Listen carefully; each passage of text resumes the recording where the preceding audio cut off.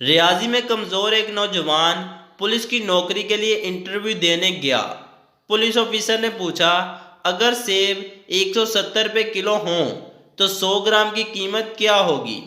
نوجوان: صاحب، اگر 100 گرام سیب کے مجھے پیسے دینے پڑیں تو پولیس کی نوکری کس کام آئی؟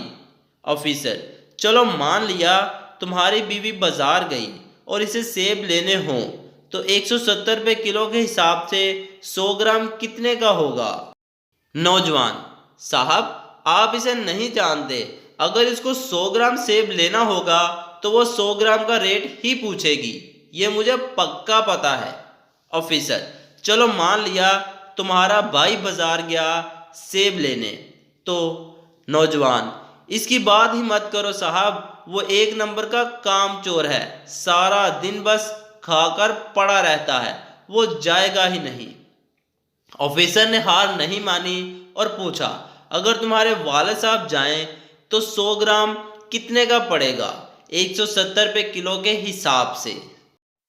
نوجوان: میرے والد کے منہ میں دانت ہی نہیں ہیں، وہ کیلا کھاتے ہیں، اس لیے نہ وہ کھاتے ہیں، نہ سیب لینے جائیں گے، نہ ریٹ پوچھنے کی ضرورت ہے ان کو۔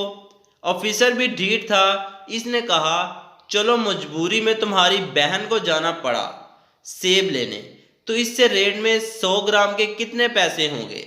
نوجوان: صاحب، ہم نے اس کی شادی 5 سال پہلے ہی کر دی، اب وہ جانے اور بہنوئی جانے، وہ چاہے سیب خریدے، کیلا یا لیچی، اپنے سے کیا مطلب، ویسے بھی نوکری میں کروں گا یا پورا خاندان کرے گا؟ آفیسر کے صبر کا بند اب ٹوٹنے لگا، بہت ہی غصے میں، بھائی، کوئی بہت ہی عام آدمی سیب لینے جائے تو 100 گرام سیب کتنے کا ہوگا بتاؤ؟